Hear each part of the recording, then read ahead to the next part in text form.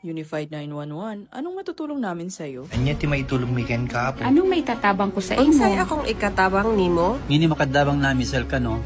Sa anumang wika o dialekto, may tulong na darating sa iyo.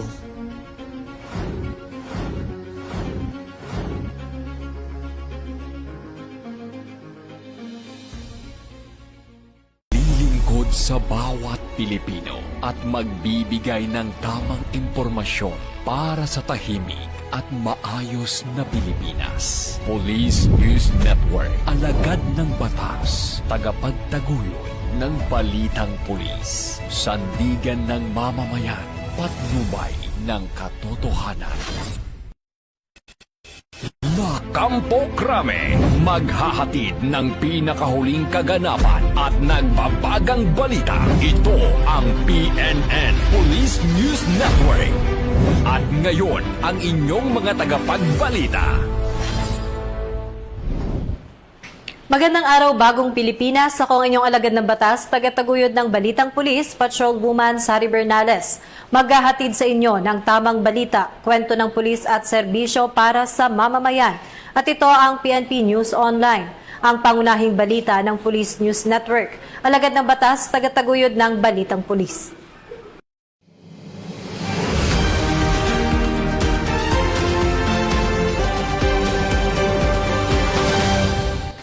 Narito ang mga balitang hatid ng ating PNN correspondents mula sa iba't ibang panig ng bansa.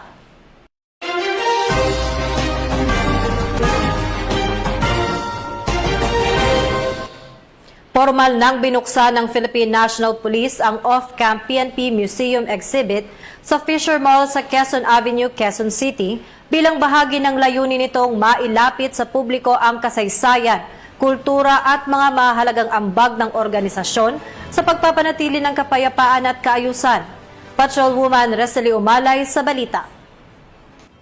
Magandang araw, bagong Pilipinas. Bilang bahagi sa pagdiriwang ng ika-31st Police Community Relation Month, nagsagawa ng off-camp exhibit ang Police Community Affairs and Development Group dito sa Fisher Mall, Quezon City.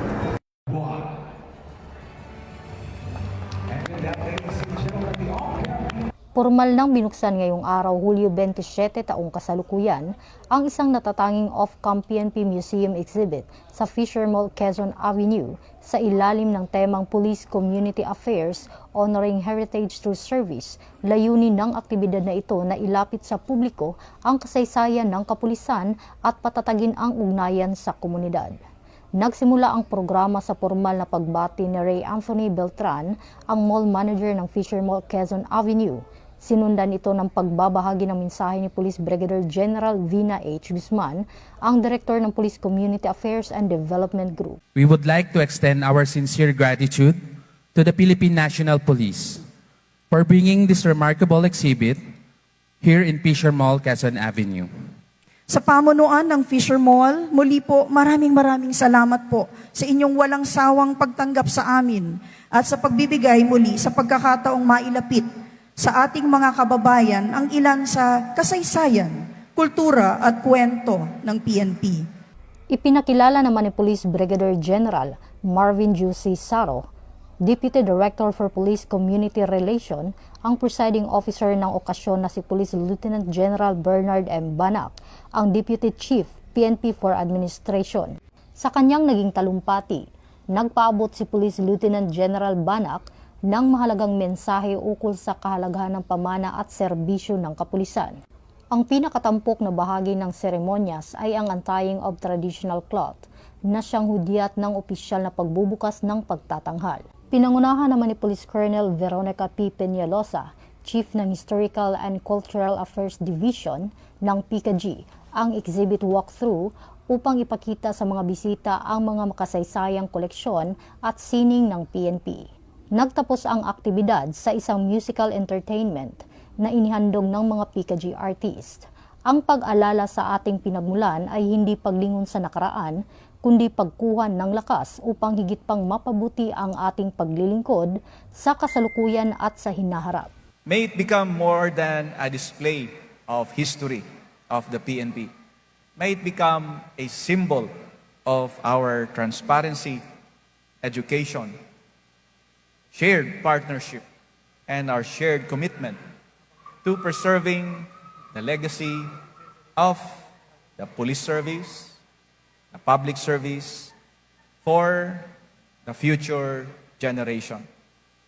And together, let us continue building stronger partnerships with our communities, preserving the rich heritage of our institution, and inspiring future generations to become active partners in promoting peace, order, and nation building.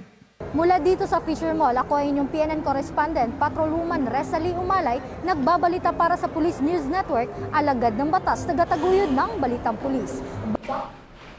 Maraming salamat, Patrolwoman Umalay. Nakahanda ang General Santos City Police Office matapos ipatupad ang full alert status bilang bahagi ng pinaigting na seguridad kaugnay ng SONA 2026 ni Pangulong Ferdinand R. Marcos Jr. Yan ang balitang tinutukan ni Patrolman Edwin Baris. Status ang buong puwersa ng General Santos City Police Office bilang paghahanda sa ikalimang SONA ni Pangulong Ferdinand Marcos Jr. ngayong ika-27 ng Hulyo taong kasalukuyan. Nagsagawa ng accounting of personnel ang General Santos City Police Office. Ito ay ika-26 ng Hulyo sa pamumuno ni Police Colonel Ariel D. Acala, Officer in Charge ng General Santos City Police Office, bilang bahagi ng pagpapatupad ng full alert status. Layunin ng aktibidad na tiyakin ang presensya, kahandaan at agarang deployment ng mga pulis upang matugunan ang anumang banta sa seguridad at mapanatili ang kaligtasan ng publiko. Kasabay ng pinaigting na kahandaan ng General Santos PNP, hinikayat ang publiko na maging mapagmatyag at makipagtulungan sa PNP upang mapanatili ang kapayapaan, kaayusan at kaligtasan ng komunidad. Mula dito sa National Headquarters ng Philippine National Police, ako ang inyong PNN correspondent, Patrolman Edwin Baris, alagad ng batas, tagataguyod ng Balitang Pulis. Maraming salamat, Patrolman Baris. Arestado ang isang truck driver matapos masabat ng mga otoridad ang nasa 530 na sako ng unprocessed mineral ores na hinihinalang iligal na ibinabiyahe sa Misamis Occidental. Narito ang buong detalye ng report mula kay Police Corporal Harley Osorio. Nasabat ng Police Regional Office 10 ang mahigit 2.65 milyon na halaga ng mga pinaghihinalaang unprocessed mineral ores at naaresto ang isang truck driver sa inilunsad na checkpoint operation sa Liloan Regional Border Control Point, Barangay Bonifacio, Misamis Occidental noong Hulyo 23, kasalukuyang taon. Sa isinagawang checkpoint operation ng 1002nd Maneuver Company ng Regional Mobile Force Battalion 10, katuwang ang Bonifacio Municipal Police Station, 2nd Provincial Mobile Force Company, Provincial Intelligence Unit, Osamis City Maritime Police Station at Regional Intelligence Division 10, pinahinto ng mga otoridad ang isang FOSO wing van para sa inspeksyon. Nabigong magpakita ng kaukulang dokumento ang 46 anyos na truck driver na residente ng Barangay Tabid, Osamis City para sa kargang mineral ores. Sa isinagawang inspeksyon at panayam, inamin umano ng driver na nagdadala siya ng mga sako ng pinaghihinalaang mineral ores patungong Osamis City. Nang buksan ang likurang bahagi ng sasakyan, natuklasan ang 530 sako na pinanghihinalaang unprocessed mineral ores na may tinatayang halagang 2.65 million. Agad na nakipag-ugnayan ang mga operatiba sa Mines and Geosciences Bureau Region 10 upang magsagawa ng inventory at kaukulang pagsusuri sa mga nakumpiskang mineral ores. Kasalukuyang nasa kustodiyan ng Bonifacio Municipal Police Station ang naarestong suspect habang inihahanda ang kasong paglabag sa Republic Act No. 7942 o Philippine Mining Act of 1995, samantalang pansamantalang nasa pangangalaga ng 1002nd Maneuver Company Regional Mobile Force Battalion 10 ang mga nakumpiskang mineral ores ang ginagamit na sasakyan habang hinihintay ang pagsusuri ng Mines and Geosciences Bureau Region 10. Mula dito sa Police Regional Office 10, 1002nd Maneuver Company, Regional Mobile Force Battalion 10, ako ang inyong PNN correspondent, Police Corporal Harley Osorio, alagad ng batas, tagataguyod ng Balitang Pulis. Maraming salamat Police Corporal Osorio. Nagpaabot ng pasasalamat si Police Major General Ponce Rogelio Peñones Jr. sa dedikasyon at sakripisyong ipinakita ng mga kapulisan na nakadeploy para sa seguridad ng publiko sa ginanap na SONA 2026. Narito ang kanyang buong pahayag. Una as Director for Operations, binabati natin at ngayon pa lang nagpapasalamat tayo sa lahat ng kapulisan natin na alam ko kahapon pa dineploy na natin para mapanatili yung kaayusan at katiwasayan sa pagdaraos ng SONA. Ito, konting tiyaga lang naman ito. Ito, bihira naman ito. Taon-taon natin ginagawa ito. Basta gawin nyo lang yung dapat gawin. Tandaan nyo, tayo yung kailangan ng ating pamahalaan para may sa katuparan ng mapayapang SONA ngayong 2020. Ang pulis, nandito tayo para panitilian po ang ang kapayapaan. Ang lagi po ang advice namin, kami IAS po kami representing QC Diaz. Pag-iikot po namin ay lagi po namin ina-advise yung ating mga pulis na dapat sa pagka-deploy natin ay lagi tayong kalmado, always respect human rights, maximum tolerance, kahit po anong sabihin nila sa atin, as long as hindi tayo sinasaktan ay hayaan lang natin, let go away. Labas dito, pasok dito, labas sa kabila. Basta wag lang po tayong saktan, ay wag po tayong gumawa ng anumang labag sa human rights. Yun po ang dapat gawin ng pulis. Nandito po tayo para panatilihin ang kapayapaan.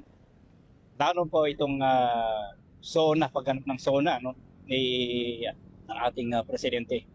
Lilingkod sa bawat Pilipino at magbibigay ng tamang impormasyon para sa tahimik at maayos na Pilipinas. Police News Network, alagad ng batas, tagapagtaguyod ng balitang pulis, sandigan ng mamamayan, patnubay ng katotohanan.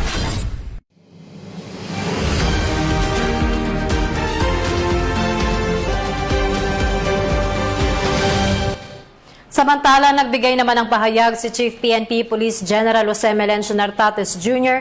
kaugnay sa naging seguridad at pagpapanatili ng kaayusan sa isinagawang SONA 2026 ni Pangulong Ferdinand Marcos Jr. Ang buong detalye ng report mula kay Police Master Sergeant Mauricio Ruiz. There's no changes. There are 23,000 deployed in Metro Manila right now. And about 13,000, 12,000 are CDM contingents. And nandun na rin yung mga investigators. Kasamaan ay kailanman ay hindi magbabagi. Sir, ano po mensahe nyo sa ating mga kapulisan na katalaga simula pa kaninang madaling araw dito na po sa haba ng batasan saka sa Commonwealth? I take pride to our police personnel, especially our regional director, in fulfilling their commitment at job in maintaining peace and order, especially public safety and peace and order. At ako ay natutuwa at mataas ang kanilang moral, ipagpatuloy lang nila yan at yan talaga ang trabaho ng pulis. Sir, mensahe niyo po sa ating mga kababayan magsasagawa ng kilos protesta patungo dito na nandyan na po sa bandang Pilgoma, sir? Okay, co-coordinate tayo sa LGU, especially they're the one who suggested and or gave the permit for the rally. Kung may permit, at meron namang mga nakasaad na dapat limits ng gagawin nila doon. Okay? At take note na meron tayong batas, meron tayong PP 880, merong RA 9003, Clean Air Act, merong bawal at pwedeng gawin. Chief, kanina ka pa nag-iikot sa mga deployment. Kumusta so far? Kontento ka ba sa latag ng seguridad? Yes, kontento tayo. And nakatutok tayo dyan. Lalo na in talking to the different commanders at lalong-lalo na ang ating regional director dito si Major General Anthony Apirin. Napakaganda ng deployment as planned. And ang National Headquarters ay nandyan lang to give the necessary support, whether admin or operational support. We have utilized not only National Capital Region, we augmented their strength coming from Region 3, Region 4A, Region 1, Cordillera, Region 2, and 4B. Mula po dito sa Batasan, Quezon City at sa ngalan po ng aming PNP Chief, Police General Jose Melencio Sinatatis Jr. at sa aming pong Regional Director ng NCRPO, Police Major General Anthony A. Abirir. At ganoon din po sa aming Force Commander ng RMFB NCRPO, Police Colonel Celso M. Rodriguez. Ako po si Police Chief Master Sergeant Mauricio Bonilla Ruiz, kasama si Patrolman Syubal, alagad ng batas, taga-taguyod ng Balitang Pulis. At yan ang mga balitang nakalap ng ating PNN correspondents mula Luzon, Visayas at Mindanao. Para sa mas malawak at mabilis na ulat ng mga balita, huwag kalimutang i-like, follow and share kami sa aming Facebook accounts ng Police News Network at sa Twitter account para sa mga real-time updates at YouTube channel para sa mga live stream at replays. Manatiling mapagmatsyag at laging alamin ang totoo. Sa ngalan ng pamunuan ng Philippine National Police sa pangunguna ni Chief PNP Police General Jose Melencio Nartates Jr. at sa pamumuno ni President Ferdinand Bongbong Marcos Jr., kami ay maglilingkod sa bawat Pilipino at magbibigay ng tama at balanseng balita. Mula rito sa tanggapan ng tagapag-ugnay ng Pambansang Pulisya, ako ang inyong alagad ng batas, tagataguyod ng Balitang Pulis, Patrolwoman Sari Bernales. Maghahatid ng tamang balita, kwento ng pulis at serbisyo para sa mamamayan. At ito ang PNP News Online, ang pangunahing balita ng Police News Network. Ito ang bagong PNP para sa bagong Pilipinas, serbisyong mabilis, tapat at nararamdaman.